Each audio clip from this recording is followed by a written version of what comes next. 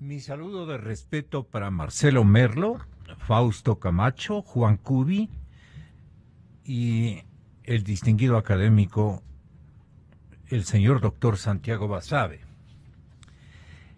Estábamos escuchando en el curso de los últimos días algunos apuntes que hacían otros distinguidos ecuatorianos que han visitado nuestras instalaciones radiofónicas. Y siempre, por A o B circunstancias, han topado el tema de las encuestas y las encuestadoras. ¿Qué comprende como encuestadoras en esta especialidad?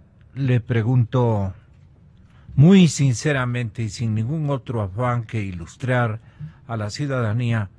Le pregunto a Máster Juan Cubi, si es tan amable, ¿qué deberían significar y han significado en el tiempo las encuestadoras? Gonzalo, muy buenos días a los compañeros de panel.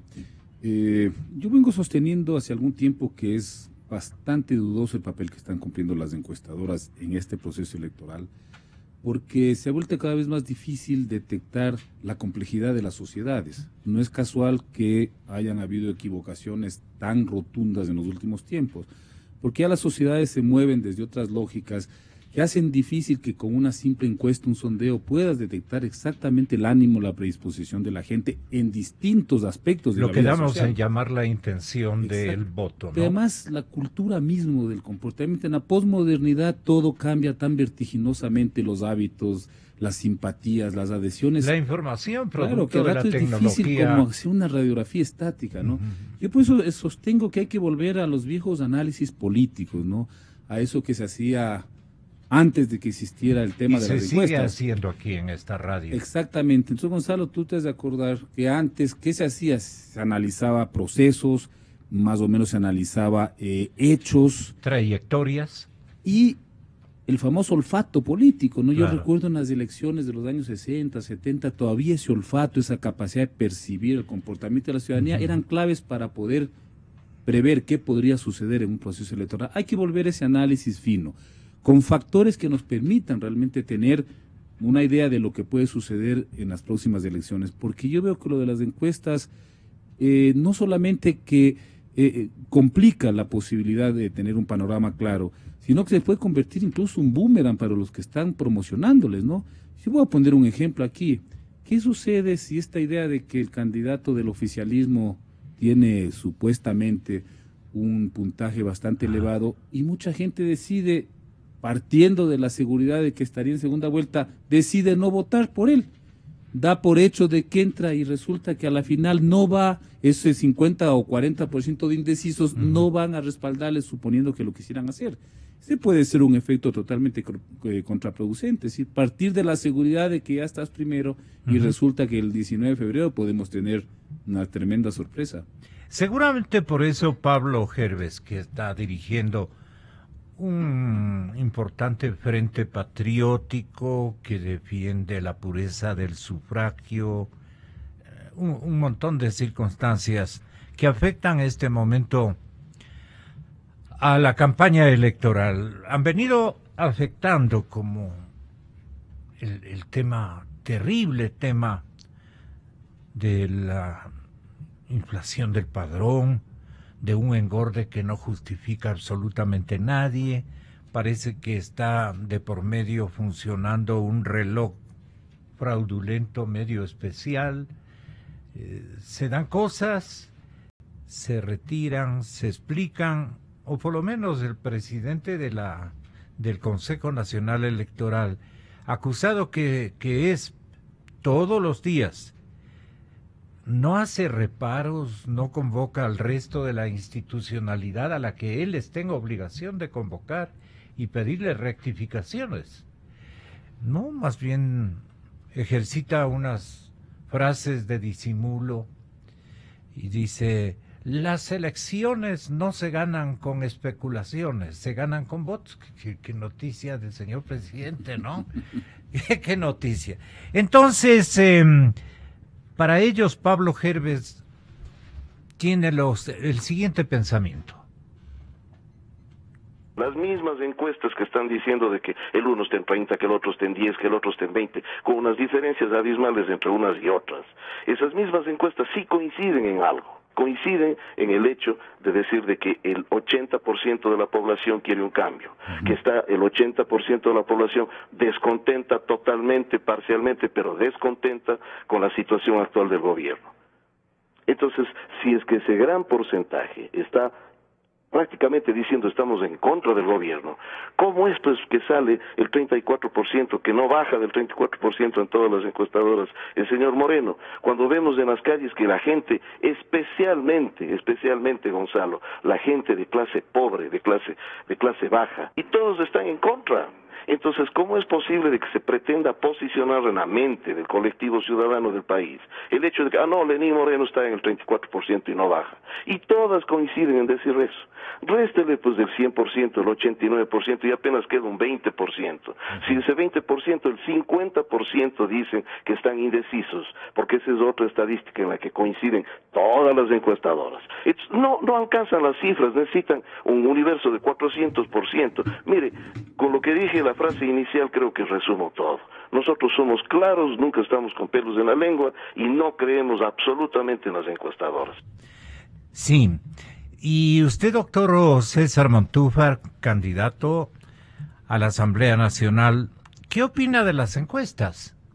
Por una carambola electoral causada por el ventajismo que tiene el gobierno y la lista oficialista dada por el CNE, causada por la dispersión de candidatos presidenciales de la oposición, los candidatos presidenciales, y causada por esta desinformación de los ciudadanos, podemos tener una carambola electoral en que Lenín Moreno gane en primera vuelta. Yo creo que sí hay que asumir esa realidad y esa preocupación. Y nosotros desde Concertación, la lista 51... Aritméticamente, ¿cómo puede ganar Lenín Moreno? Es que Gonzalo, si usted mira y hace una contabilización del porcentaje que aparece en las encuestas, con lo que serían los votos válidos, en realidad, si es que en las encuestas aparece con un 34, 33, 34, 35, eso ya se convierte en 40%. Y la Constitución dice que si el primer candidato tiene más de 40%, y el segundo, y le saca al segundo una diferencia de más de 10 puntos, y en todas las encuestas hay una diferencia mayor a 10 puntos. Así es. Con relación al segundo. Está hecho. Entonces, por una carambola electoral el Ecuador podría seguir el camino de Venezuela. Es decir, que se reelige un gobierno sin viabilidad política, sin propuesta,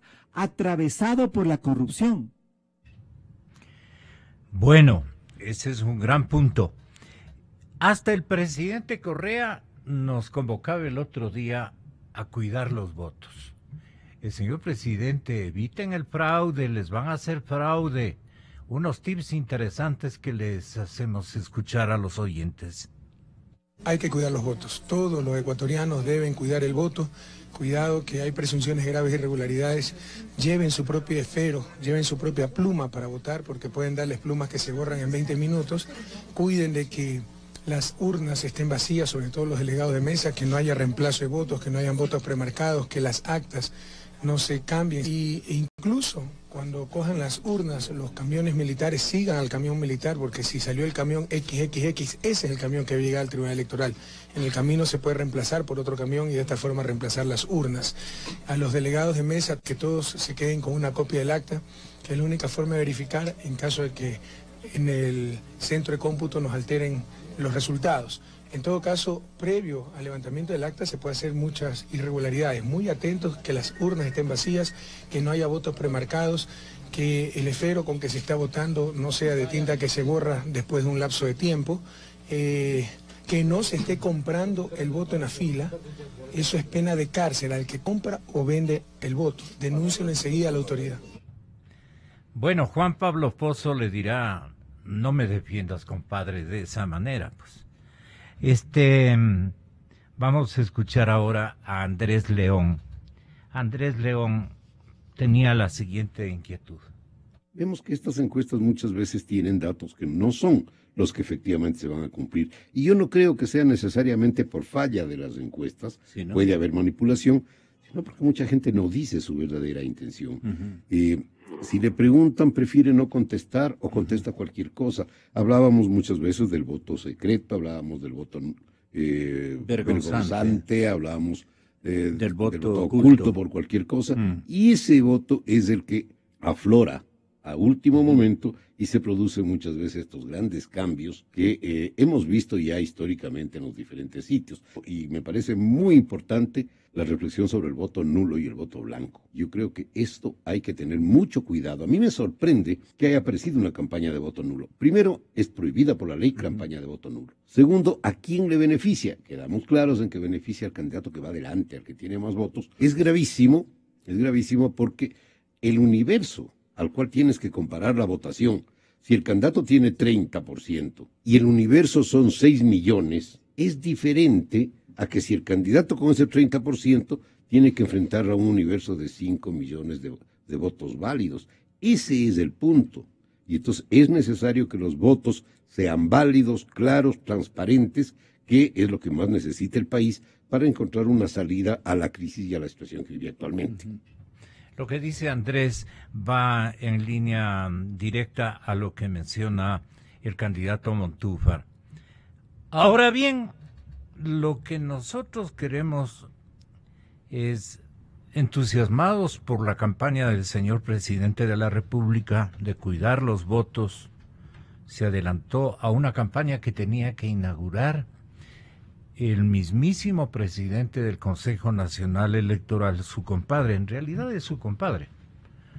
Ustedes conocían que tú que vives en Cuenca, te doy esa primicia para que la irradies y difundas en la ciudad. Sí, bueno. ¿De qué manera puede incidir, ahora sí la pregunta al académico, ¿de qué manera puede incidir una reiterada información triunfalista que, procediendo de una firma encuestadora con alguna tradición en el país, buena o mala la tradición, pero su nombre, su razón social, y su presencia, digamos, en el ámbito o en el escenario político del país, hace pensar que ellos saben cómo están las cosas? Entonces, cuando nos preguntan en la calle, especialmente a los periodistas y a la gente que, como ustedes, se interesan en los quehaceres de la política, en esta temporada preguntan, ¿y quién está ganando? Entonces uno dice, según las encuestas, no están ganando nadie, porque no están empatando, especialmente en el tema del segundo puesto. No hay coincidencia. La confusión predomina. Pero ¿qué ocurre cuando el hombre, el ciudadano, cree y dice, él debe saber? Entonces, si fulano de tal está en segundo lugar, yo voy a votar por él. Primera consideración, Santiago, ¿por qué la gente, especialmente la gente de clase media y el pueblo, le gusta votar con un ánimo triunfalista, se podría decir? Y lo otro, ¿de qué manera incide una desinformación interesadísima diciendo de que tal candidatura está primero y que no baja de primer lugar, y que el otro está a gran distancia, el segundo, y el tercero igual? Entonces, ¿cómo eso administra la psiquis del ciudadano? Y obviamente funciona la intención de voto del elector. Santiago Basabe, bienvenido y muchas gracias por estar aquí. Buenos días, Gonzalo, buenos días a la audiencia, buenos días a los colegas de este panel. Yo quiero empezar por dos puntualizaciones que podrían sonar obvias. Las encuestas son una herramienta de investigación valiosa, fundamental, importantísima en las ciencias sociales y en otras disciplinas también. En las ciencias políticas electorales. Sí, asumiendo a la ciencia política dentro de las ciencias sociales, exactamente. Y ahora las técnicas para desarrollar encuestas han mejorado muchísimo alrededor del mundo, tratando de reducir lo que se llaman los errores o sesgos, es decir, la capacidad de aminorar estas probabilidades de error. Las encuestadoras usan GPS para hacer los trabajos, o sea, es todo un entramado bastante complejo. O sea, han perfeccionado los métodos absolutamente. Pero todo esto implica una cuestión que está del otro lado, y es que cuestan mucha plata. Es decir, la inversión para hacer una buena encuesta en cualquier tema, no solo en el político, requiere muchos recursos económicos. ¿Quién puede pagar una encuesta? Se convierte en un cliente de una empresa pensando en el sector privado y por tanto tiene un beneficio natural por los resultados de la encuesta. Las encuestas de las que estamos hablando, en general, insisto, cuestan mucho dinero y alguien debe financiarlas, alguien debe estar pagando estas encuestas. Por tanto, la consecuencia es lo que Juan ha dicho hace unos momentos y que hemos estado discutiendo, esta disparidad en términos de quién va primero, quién va segundo, cuál es la distancia entre el primero y el segundo, cuál es el tercero, cuál es el margen de indecisos, cuál es el margen de voto nulo y blanco, porque son varias aristas que están ahí de por medio. Entonces, no tenemos, a partir de esto, la siguiente idea es, en el Ecuador no tenemos una encuestadora que provenga, por ejemplo, de las universidades. Es decir, que sea un financiamiento que venga de un sector no interesado electoralmente, digámoslo así. Y al carecer de eso, el nivel de desconfianza de la población respecto a las encuestas va en aumento. Esto es peligroso no solo porque la desconfianza va respecto a la encuestadora o a la encuesta, sino a la opinión pública en general. Todo el mundo miente en el país, podría ser traducido en términos simples, en términos llanos. Más allá de eso, la siguiente cuestión respecto a esto de por quién votar, de lo que se ve en las encuestas, el señor Moreno, parecería ser el que va primero, aunque hay alguna encuesta que vi ayer en redes sociales que le ponía a Guillermo Lasso ya en primer lugar, no sé qué tan cierto, con 10 puntos por arriba. Acá se ríe Fausto y los otros colegas porque sí parece poco creíble. Pero parecería ser que Moreno y Lasso son, excepto la encuestadora de Blasco Peña-Herrera, de Market, los dos que van adelante. Pero esto no es suficiente para la población, porque si es que, como decía César Montúfar, el candidato Moreno tiene 35 puntos, de entre 12 y 15 de votos no válidos, es decir, nulos y blancos, estaría en primera vuelta electoral. Entonces, para redondear esto, yo creo que este descontento de la ciudadanía, esta desinformación, esta situación de indefensión realmente, porque es una situación de indefensión en la que estamos todos, los que estamos acá, tiene que ver también con la ausencia de equipos, de áreas, de institutos de investigación de opinión pública que vengan desde las universidades, que tengan un financiamiento propio, autónomo de los partidos y de los candidatos, que tienen intereses naturales, además, no estoy diciendo que sean intereses tergiversados, son naturales. Y eso nos podría poner en una situación algo diferente para contrastar entre lo que dice la encuestadora A, B, C, D, respecto a la que dice una diseñada por el instituto de la universidad A, B, C o D. Creo que ahí, más allá de este tema de esta desinformación que se está generando, hay un llamado de atención serio a las universidades del país, en términos de que este es un espacio clave para el desarrollo del país como tal y de la investigación científica que se ha desatendido en el país desde mucho tiempo acá, y creo que ahora estamos viendo las consecuencias. Los pragmáticos autores de estrategias o estratagemas, lo segundo, atiéndale Fausto Camacho, señor licenciado, bienvenido. Estos segundos, esta segunda posibilidad, ¿qué le sugiere al ciudadano hacer cuando quiere ganar? De alguna manera quiere ganar, o quiere favorecer a una tendencia que no es la que está, llamémosle, punteando en las encuestas, la que esté primero.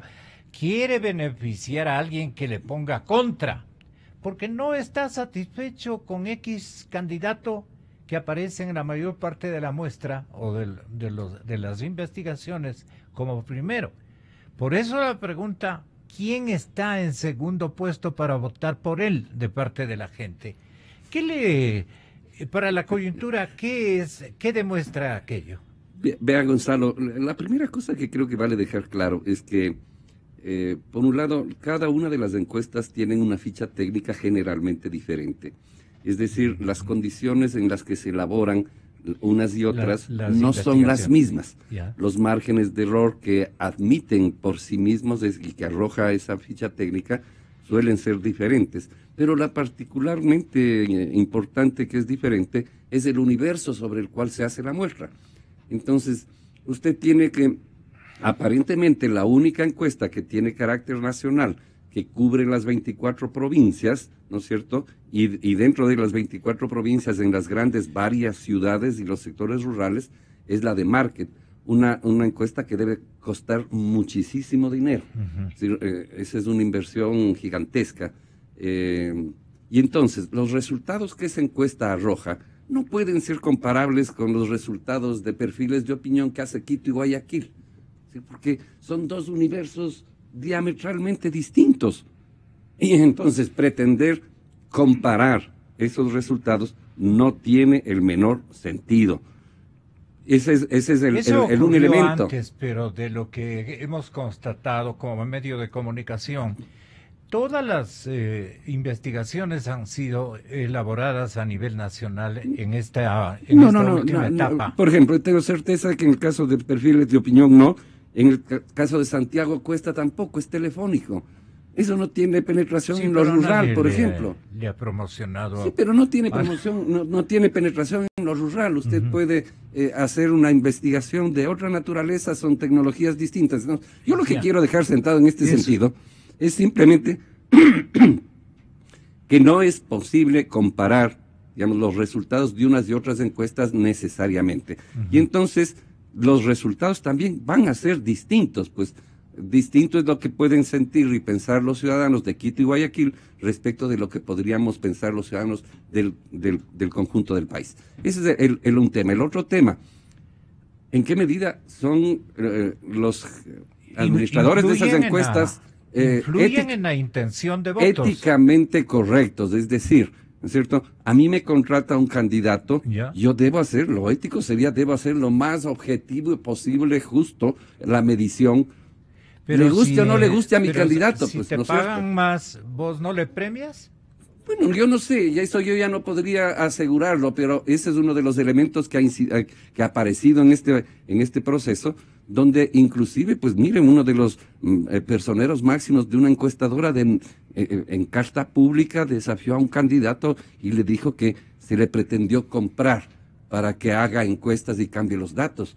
Sí, son cosas que aparecieron en este proceso electoral y que desdicen de la validez final de las encuestas. Pero lo más grave de todo... ¿Y hay encuestadoras que juegan a dos puntas también?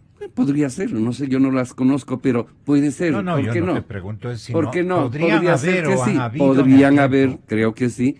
Entonces, pero la conclusión básica que yo quiero sacar es que la mayor descrédito para las propias encuestas, ¿no es cierto?, es cuando estas son utilizadas como herramientas de la estrategia electoral para ganar votos. Las encuestas deberían ser usadas, primero, procurar que sean lo más objetivas posibles, y ser usadas para trazar la estrategia de comunicación y no convertirse en sí mismo en parte de la estrategia de comunicación, porque entonces ha surgido todo esto que vivimos ahora, ¿no es cierto? El tema del voto útil, el tema de la incidencia de los votos blancos, de los votos nulos, el cambio de reglas del juego en el imaginario, porque las reglas del juego no han cambiado, ¿sí? Respecto del blanco y nulo, por ejemplo, que los blancos van a beneficiar al candidato ganador desde el punto de vista que pasan allá, cuando en realidad esas reglas del juego no han cambiado desde hace 40 años.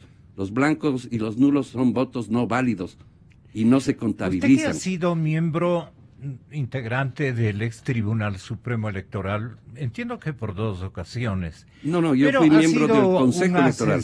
Del Consejo Pero Electoral. fui funcionario del Tribunal Supremo Electoral largos años. Exacto, ha sido una especie de asesor y experimentado conductor de procesos electorales, Fausto.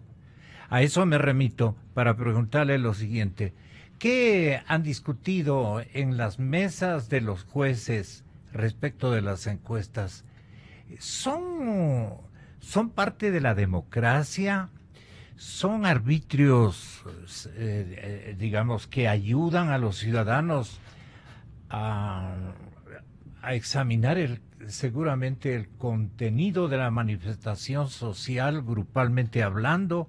¿Para qué ustedes le otorgan todo tipo de garantías a que las mediciones de intención de voto se cumplan y que se las jueguen los dueños de la marca. Dos cosas respecto de eso, Gonzalo. La primera... Que se las jueguen los dueños de la marca y no los supervisores del proceso.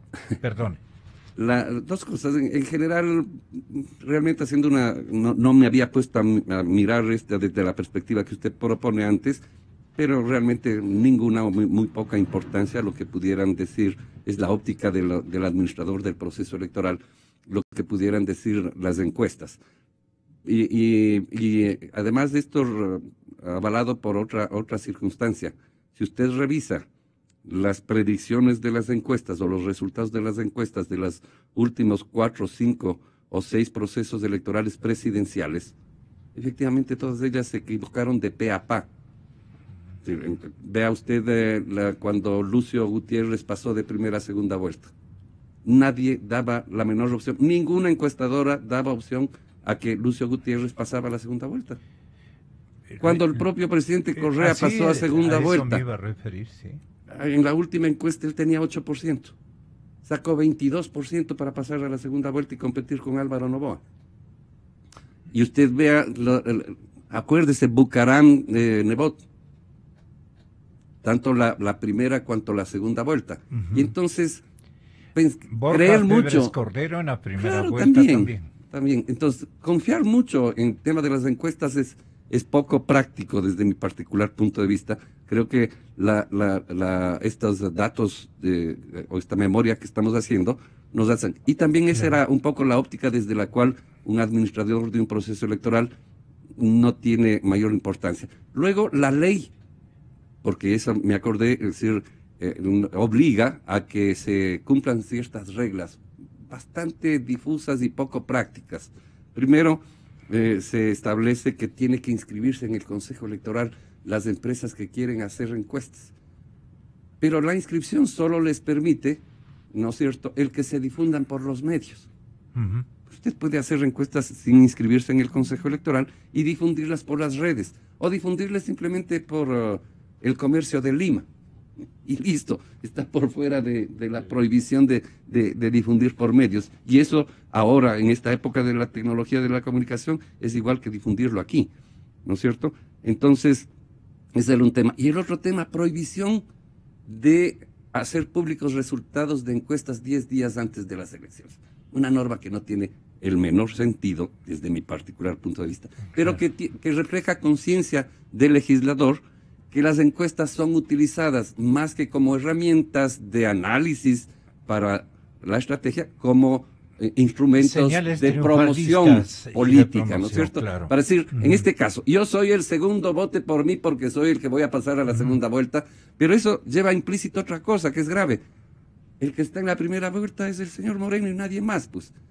Entonces, y puede que sea realidad. Es más, yo personalmente creo que es una torpeza de quien quiera autoengañarse y pensar que la fuerza del partido de gobierno no sigue siendo la primera fuerza. Pero además que hay un escenario que le favorece. Esa primera fuerza se enfrenta a una oposición dispersa. Mire usted, 8 binomios, 7 que significan dispersión. Vea usted en las listas nacionales, Gonzalo, una lista del partido de gobierno versus 15 listas. 15 listas. ¿Quién es el finalmente beneficiario de aquello?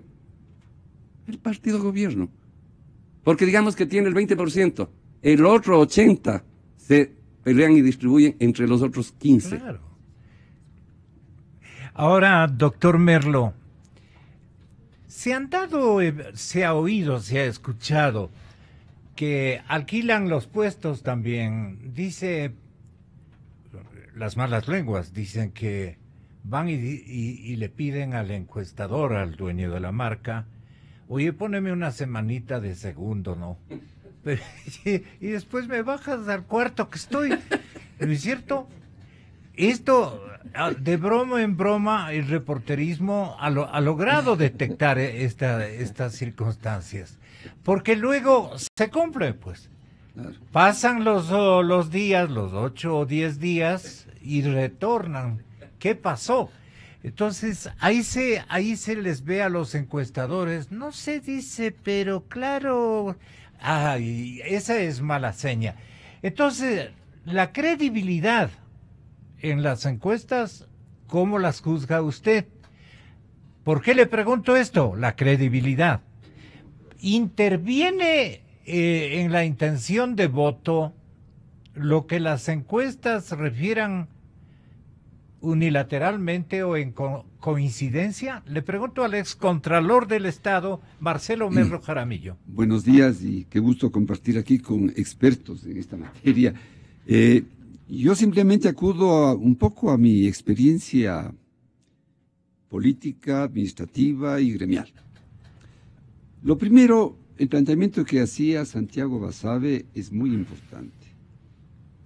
El hacer una encuesta bien hecha es sumamente costoso. Mal hecha es más barata. Sí, desde luego. Algo así, pues, ¿no?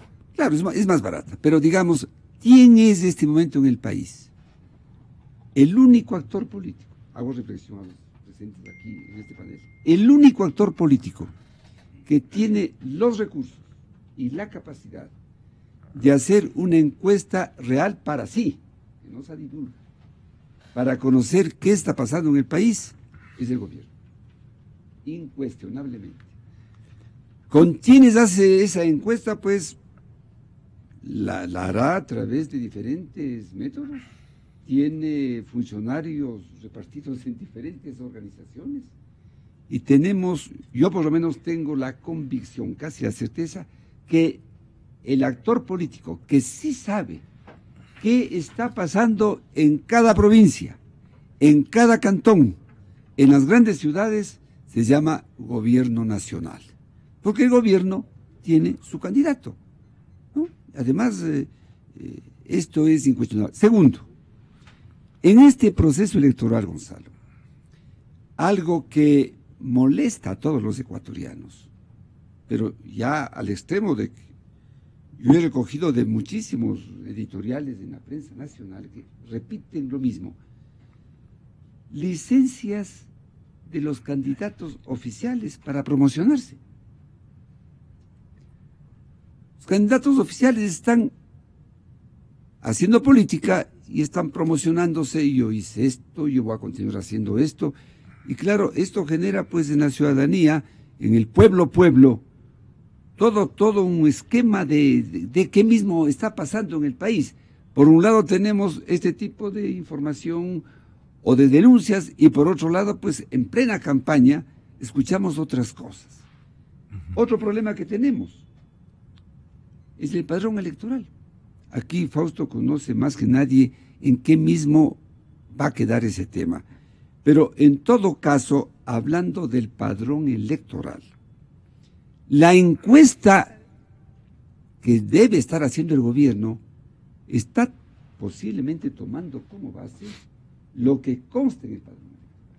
Ojo, porque los demás encuestadores, siguiendo una muestra representativa, unos hacen en Quito y Guayaquil nomás, otros en Quito, Guayaquil, Cuenca, Puerto Viejo, Machala, otros hacen, como decía Fausto, a nivel nacional. Pero el único que puede hacer una encuesta basado en la calidad real de los electores, porque conoce el padrón en detalle, es el gobierno. Porque la muestra representativa es función de un universo de personas a quienes se hace la encuesta. Y se va a votar en función de un padrón electoral, donde se discute que hay una sobreestimación. Y por último, efectivamente, Gonzalo, el tema de fondo es que, lamentablemente, como aquí se ha dicho, lo dijo Fausto, lo dijo Juan, se utilizan las encuestas como instrumentos de campaña, pues, ¿no? Y no como herramientas de información que debe ser la esencia y la naturaleza de toda encuesta. Yo hago un recuerdo histórico. Lo ético incluso sería mantener esto en una especie de reserva de... Bueno... ¿O hay el derecho... Bueno, el acceso a la información. De la ciudadanía a enterarse de cómo van Las encuestas estrictamente Las tendencias, ¿no? deberían servir solamente como instrumento de información y no como un método para la campaña, como viene ocurriendo ahora. Hay que votar por el que esté segundo porque con ese se pasa la segunda vuelta. Yo quiero traer a colación un hecho histórico. En el año 1984, en la primera vuelta ganó Rodrigo Borja. Estaba tan tranquilo Rodrigo Borja que inclusive se fue al exterior ya a dar conferencias. Recordarán ustedes, fue a dar ya conferencias como presidente. Y había que en la segunda vuelta faltó de votarse en un pueblito ahí en la costa. Muy bien. Y en la segunda vuelta ganó Febres Cordero. Los ecuatorianos se olvidan de un detalle. Y ahí sí las encuestas no jugaron ningún papel. Son otros elementos y por eso yo me adhiero mucho a la visión que tiene Juan Cubi sobre hay otros esquemas para ganar elecciones, no las encuestas. ¿Qué pasó en Quito, Gonzalo? Usted no sé si usted conoce eso. En la ciudad de Quito, pese, yo recuerdo, a que el editorial principal del diario El Comercio de Quito, del día de las elecciones, decía, insinuamos que tenemos que votar por Rodrigo Borja, etcétera, etcétera. Pese a que hubo ya una línea muy fuerte del principal diario del país. Sí. En la ciudad de Quito ganó Febres Cordero. En la ciudad de Quito ganó. ¿Y sabe por qué? ¿Sabe por qué? Porque en el debate de 8 días antes, míreme a los ojos, Alejandro Carrión, Juan Cincielo, hizo una pregunta final.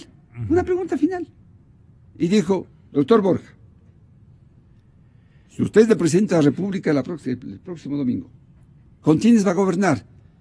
Y Rodrigo Borja, con mucha solvencia, con mucha entereza, con mucha firmeza, con mucha convicción, dijo, nosotros nos hemos preparado más de 10 años, tenemos cuadros para todo, tenemos profesionales en educación, en salud, en ingeniería, etcétera. Muy bien. Le cogió de sorpresa esta pregunta, como él no sabía qué responder. Dice, bueno, nosotros pues entendemos que en Quito está la sede del gobierno, de los ministerios, entendemos que hay funcionarios preparados de carrera. Muy bien. Los servidores públicos de Pichincha, Gonzalo, al siguiente día, recorrieron con hojas volantes en todas las entidades del sector público de Quito e indicaron eso. El ingeniero Febres Cordero no va a cambiar porque los de libre nombramiento y remoción pues eran en Quito en esa época unos 12 o 14 mil. Multipliquen por familiares, etc. Entonces ocurren este tipo de cosas. Yo aspiro, Gonzalo, a que el pueblo ecuatoriano, dejando de lado estas pistas falsas de las encuestas y reconociendo que hay una estrategia del gobierno que desde el punto de vista del gobierno es legítima. Ellos quieren ganar. Es obvio. Más aún con los escándalos que tenemos en este momento, este esquema de cubrirse la retirada con su propia gente es legítimo desde el punto de vista político. A lo largo de mi vida política yo he estado cerca de todos los presidentes y nunca me olvido que la recomendación que le hacen un año antes al presidente que va a salir, por favor, señor presidente, cuídese la retirada, porque le van a hacer pedazos. Busque que tenga usted diputados de su línea, porque le van a hacer pedazos. El canibalismo político del Ecuador desde hace 100 años. Entonces, aquí viene el punto, ¿no? Claro. Yo creo que los ecuatorianos, dejando de lado esto, tienen que votar a conciencia, no estar especulando con el segundo paso a la segunda vuelta, qué sé yo, sino votar a conciencia y más de lo mismo o queremos cambiar al país. Lo que ocurre es que están averiguando quién va de segundo porque quieren votar con mayor certeza a efectos de que ese segundo se fortifique en relación al primero, pues, que es al que universalmente no quieren que gane las elecciones generales. Entonces, sí, esa es la tendencia, investigar a lo ciudadano, quieren investigar con buen consejo de una persona que es más o menos instruida, que está al tanto de las cosas, y claro, quieren orientarse para ofrecer su contribución, su voto, a la persona que le pueda competir de mejor manera. No le van a dar al cuarto o al tercero, quieren darles al segundo. Yo por lo menos entiendo así las cosas. Ustedes hagan opinión, pero este momento, el señor doctor, el doctor Polibio Córdoba, director de la empresa Sedatos, está pidiendo la oportunidad de esclarecer, y eso me parece fantástico. Usted tiene toda la razón de elaborar una especie de réplica a las cosas que incluso hemos dicho en este medio de comunicación, sin afán de ofender a nadie, sino de retratar como siempre la verdad, una verdad que nosotros hemos hecho seguimiento desde el año en que retornamos a la democracia. Imagínese usted, cuando usted recién comenzaba con su empresa, que luego la puso el nombre de Sedatos. Doctor Polibio, bienvenido, muy buenos días. Buenos días, mucho gusto, Gonzalo, y a todos los distinguidos panelistas, a todo el país. Sí, en verdad, nuestra empresa comenzó en el año 1974. Tenemos 42 años en actividad. Yo había hecho toda mi carrera de investigación, por ustedes se llama, pues, investigación econométrica. Tuve la oportunidad, primeramente, de trabajar en la Junta Nacional de Planificación. Ahí veo que está Marcelo. Entonces, cuando se hacían justamente los planes nacionales de desarrollo, era el presidente de la Junta, el señor Clemente Hierro Vindaburu. El director de la Junta de Planificación era el doctor Germánico Salgado. Pues se buscaba cómo hacer planes de desarrollo, se tenían que hacer investigación, se tenía que hacer estudios. Vinieron técnicos expertos en econometría, en encuestas, y tuve la oportunidad de trabajar directamente con uno de ellos, el doctor Desvikish.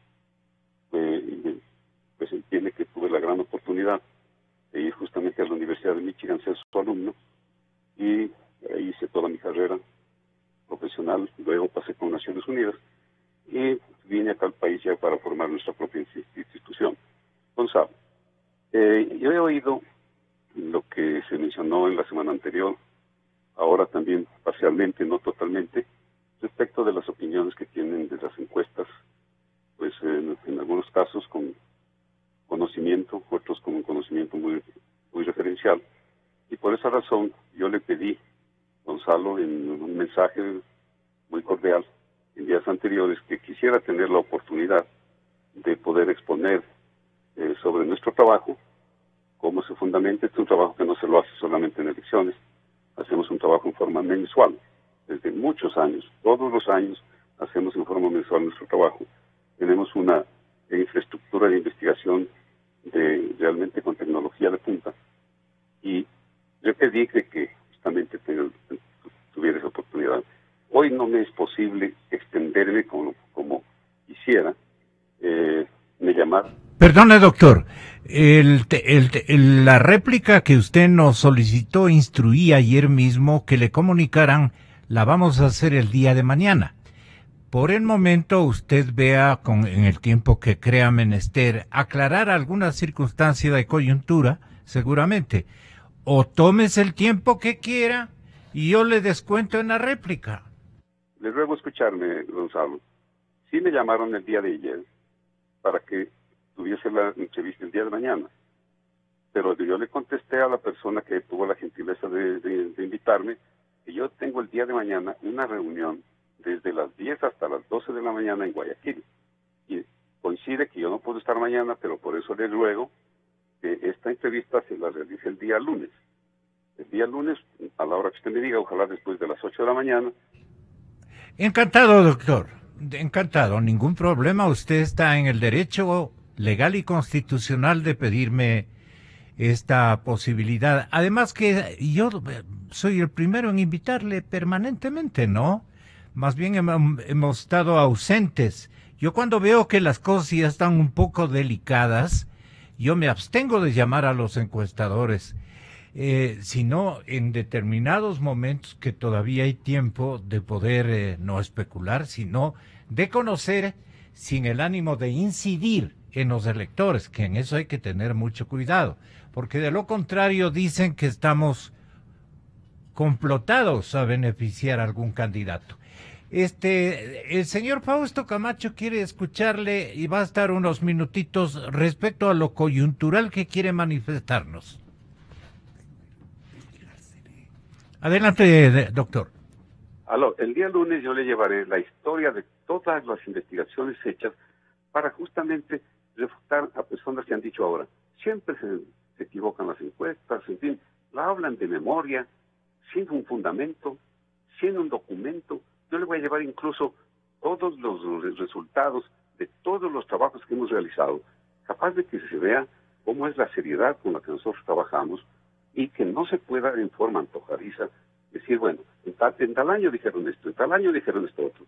Yo les ruego que por favor se documenten, sean pues como todos las personas que van a su radio, muy serias, muy profesionales, pero que en este campo también estén debidamente fundamentadas para poder hacer pues un análisis de un trabajo de una institución nuestra muy sencilla, pero que durante 42 años estamos haciendo nuestro trabajo simplemente para el país. Trabajo con varias universidades, estamos permanentemente realizando estudios para universidades que están totalmente en el campo de la investigación. Me gustaría que usted escuche, doctor Córdoba, de cada uno de mis 4 invitados, un elemento más o menos importante para cada uno de ustedes que haya que o felicitar o criticar al esfuerzo de las empresas encuestadoras en el tiempo, no solamente en este proceso. Algo que no ilustre, algo que más bien incida en determinadas coyunturas en los resultados electorales. Y entonces usted ejercite una tarea de réplica, ojalá el día lunes, o este momento en términos de tweets, 4 tweets para cada uno de los intervinientes. Sí, por eso. Gonzalo, debo acudir al Consejo Electoral a entregar una denuncia respecto de lo que está sucediendo en el proceso electoral en mi condición de coordinador del Observatorio Ciudadano Electoral. Esa es la razón de no poder quedarme. En todo caso, yo lo que personalmente creo es que las encuestas, efectivamente, lo que lo dije hace un momento, mientras, si rebasan el umbral de ser una herramienta para el análisis y la investigación y se convierten en un instrumento para hacer proselitismo y para procurar cautivar votos, han perdido su naturaleza propia. Y bueno, eso ya no depende inclusive de los propios encuestadores, eso depende más bien de los estrategas de campaña de cada una de las candidaturas, pues que han resuelto utilizar ese como un instrumento de atraer votación. Creo que esa en esta particular coyuntura y también en el pasado es la principal debilidad y distorsión de lo que puede ser una herramienta adecuada. Máster Juan Cubi, tenga la bondad.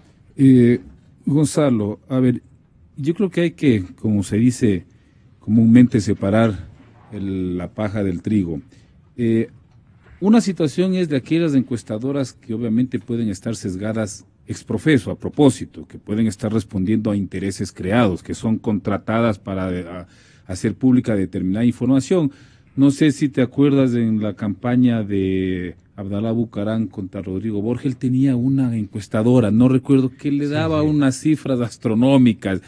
Eso es una cosa. Parte de Yo no he puesto, y creo que nadie aquí ha puesto en duda la seriedad de las encuestadoras. Lo que hemos estado planteando es que se equivocan. Pueden hacer un trabajo serio. Y lo que hay que interpretar es la razón de esa equivocación, de esos errores. ¿Por qué es que cada vez es más frecuente el error en una encuesta, por ejemplo, sobre una electoral? ¿Algún ejemplo de equívoco reciente. Bueno, tenemos este momento el ejemplo del Brexit, el ejemplo de la candidatura de Trump y el ejemplo de Colombia. Fresquitos. Yo no creo que ninguna de las encuestadoras que estuvo detrás de esa información hayan querido tergiversar, porque inclusive poniéndose a pensar en el caso de Colombia, yo creo que en general había una predisposición positiva hacia la aprobación del plebiscito, ¿no? En favor de la paz. Yo creo que nadie podía ponerse a conspirar en contra de un anhelo tan generalizado, y llegó el momento de los resultados y gana el no.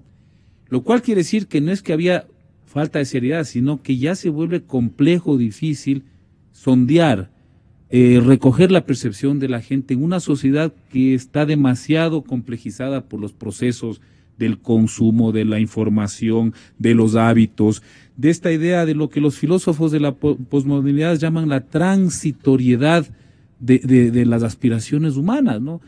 Antes, el señor Bauman, que acaba de morir hace pocos días, él decía, antes había más solidez en los criterios, en las opiniones, ahora todo es líquido. Un poquito más perdurables. Claro, pero Gonzalo, en este país durante cuántas décadas teníamos dos partidos, conservadores y liberales, y uno podía predecir más o menos cómo había un comportamiento de la ciudadanía, luego el velasquismo.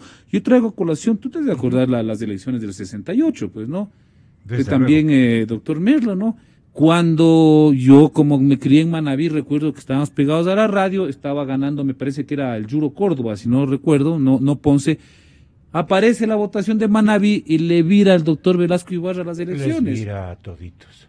Y ahí quedaron todos, esa es la historia que cuenta el doctor Velasco Ibarra, pues que lo habían dejado solo en el salón, y cuando llega la votación de Manabí, oh sorpresa, estaba lleno el salón de simpatizantes, recuerdes, que es parte de la anécdota de la política. Y por la historia de lo que yo recuerdo, ya era un reportero en Radio Quito en ese tiempo, le robaron la elección al señor doctor Andrés F. Córdoba, en honor a la verdad. Bueno, así es como operan los procesos políticos en este país.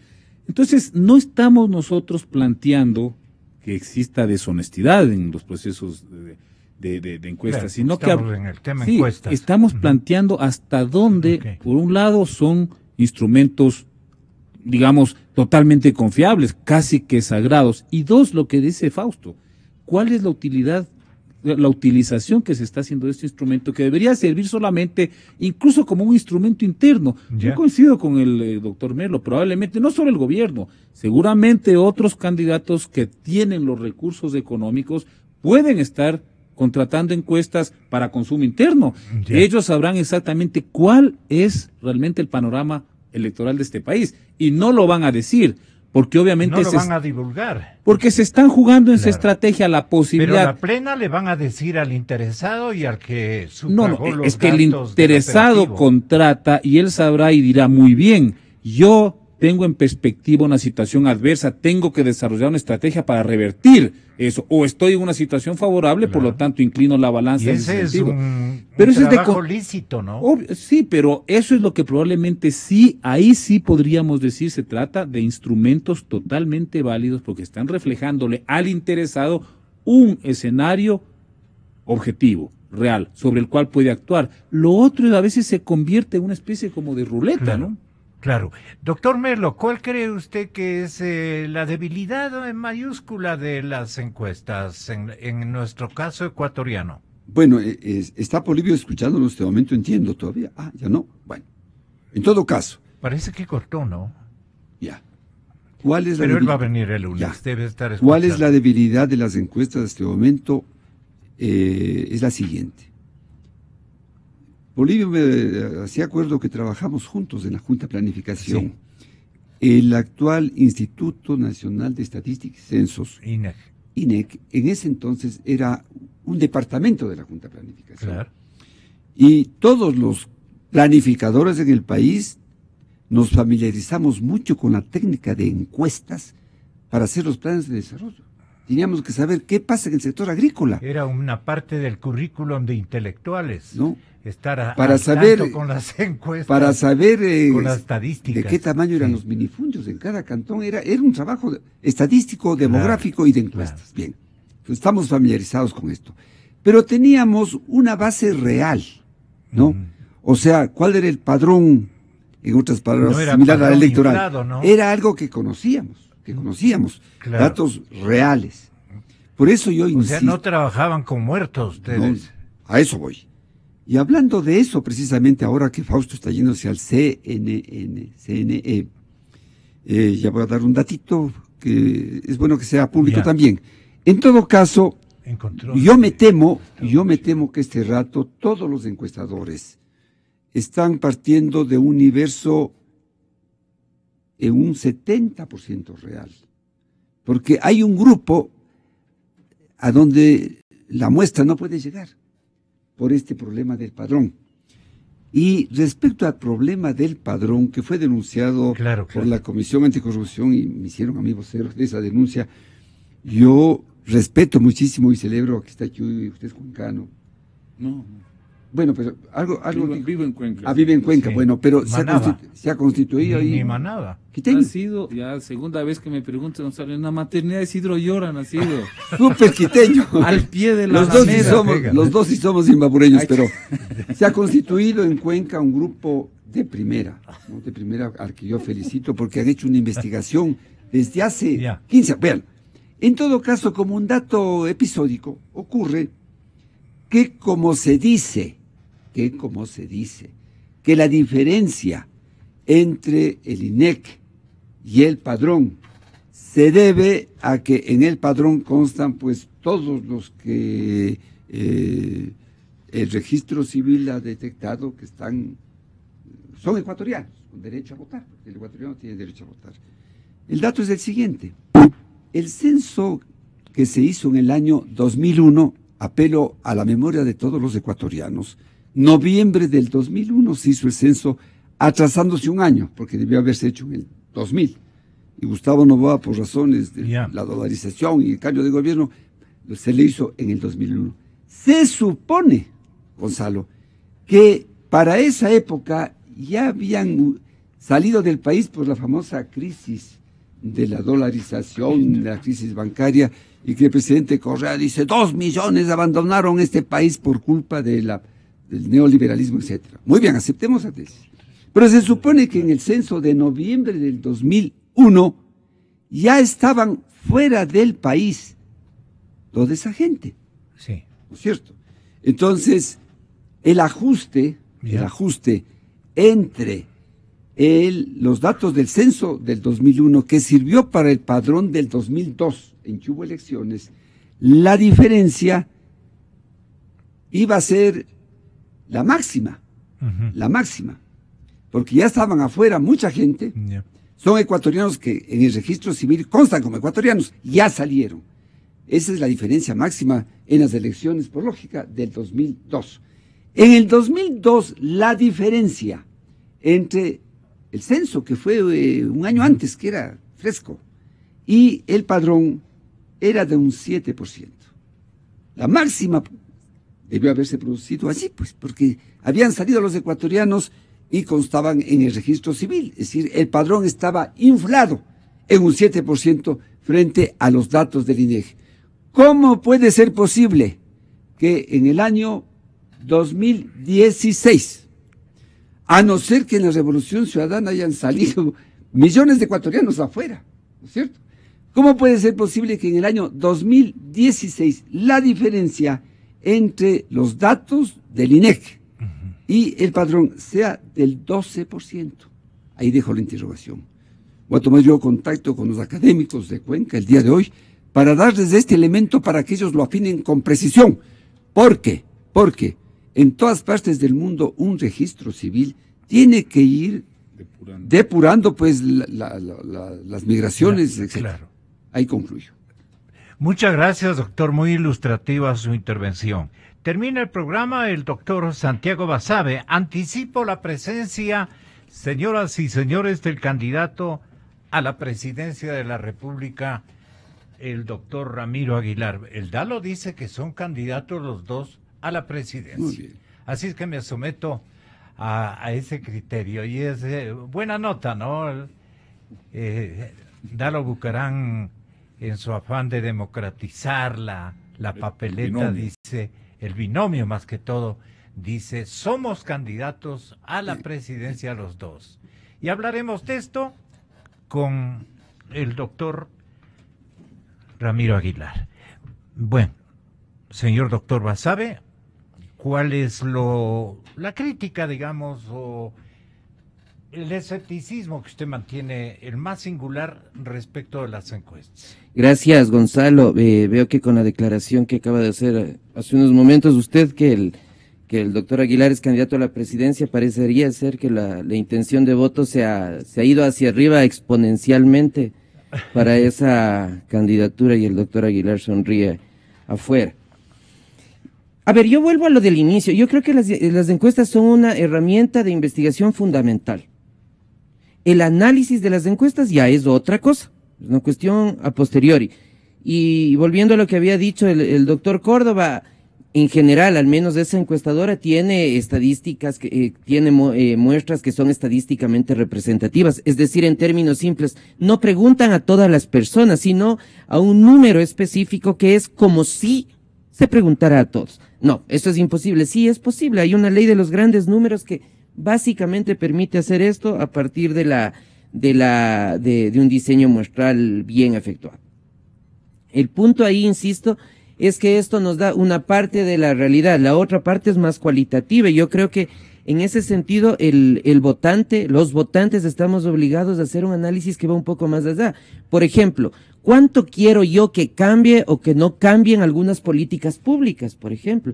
¿Cuánto quiero que cambie o no el Cenecit? ¿Cuánto quiero que cambie o no la Ley de Educación Superior? ¿Cuánto quiero o no que cambie el modelo económico que ha vivido el país? Hay candidatos que ofrecen cambios más radicales, a la presidencia me refiero, otros cambios más intermedios, otro candidato que no ofrece ningún cambio, como es el señor Moreno. Entonces evaluemos entre todos ellos y demos el voto. Hablemos del tema de los valores. ¿Cuánto quiero yo que cambie en mi sociedad, que sea más o menos conservadora de lo que es ahora?